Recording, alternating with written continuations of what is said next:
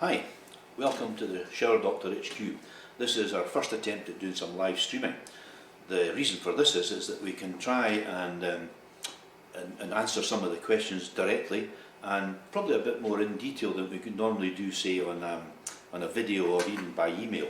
On the invitation, I showed you this thing. It's a thing called a thermal cutout, a TCO. Some manufacturers call it a thermal switch, but every electric shower has one of these. What happens if the shower starts to overheat? What it does is it cuts out the electricity to the elements, and the shower will then start to cool down. When it cools down, it resets itself, a really interesting thing. But if that happens too often, or the shower gets very, very hot, then it'll cut out completely, and basically you'll need to replace it. From audio sound, I have a Mira 415 and it's dripping in the closed position. Really what the problem with this is the Mira 415 is a shower that's usually connected to the mains. It's high pressure. It's a pressure balancing shower. You get them quite often used in combi boilers. Good shower, very technical way the valve works internally, and so that if the pressure on the hot or cold changes, the pressure on the opposite side changes also to keep it very steady.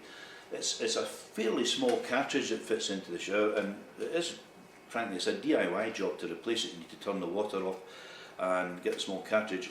I should have perhaps had one if I had known I was going to look at this, but I could have had a look at this cartridge, and it just really slips into the shower, and that will stop it dripping. We've got Catherine Slater, who's asking about fitting reducers onto the shower. That she's got 3/4 inlet pipes and she wants to change it to 1/2-inch fittings. It's Katrina. Katrina, I'm afraid that there's nothing we can do about that. That some of the older showers, to help with the flow, had 3/4 inlet pipes.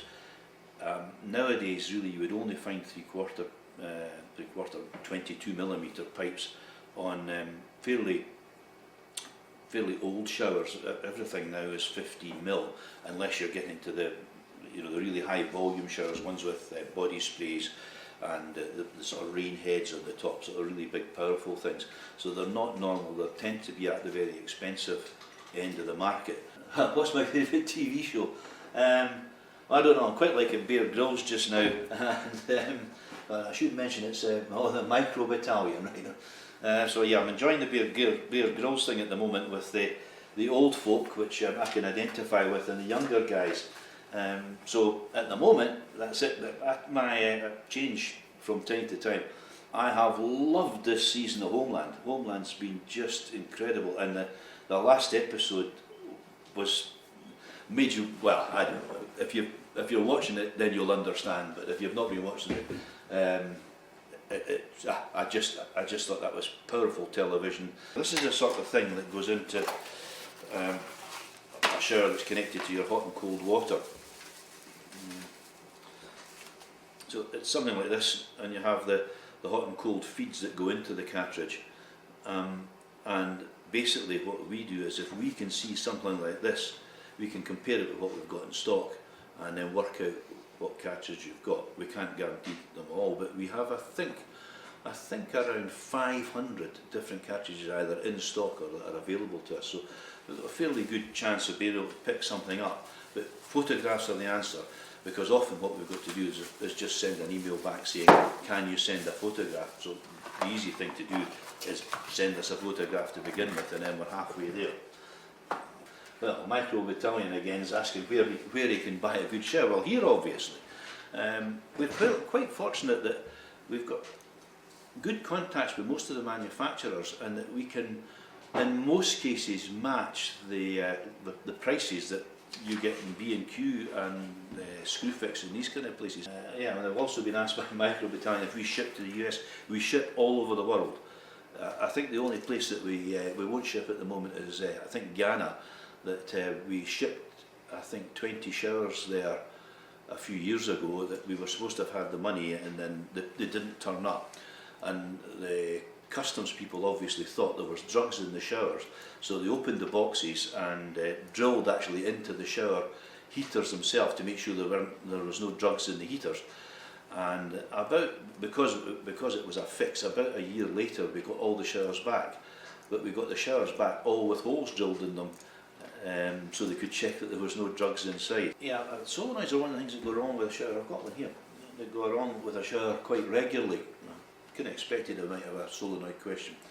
And often you've got to change the complete valve, but on occasion what really goes wrong mostly with a solenoid is just the coil.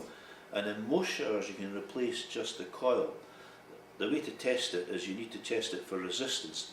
Normally around you should be getting about 3.5, 3.5 ohms.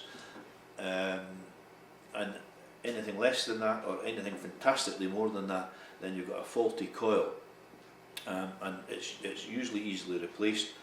We have a video on replacing these, on testing and replacing the coils, that as I said, often you need to change the complete valve, so don't always think it's just the coil. You will find that in the winter time you need to have your shower set slightly hotter, and in the summertime slightly cooler in terms of the numbers you normally use. So an electric shower, what's happening is that it's the temperature of the water coming into your house. So in the summertime you maybe get the water temperature coming in at say 15 degrees C.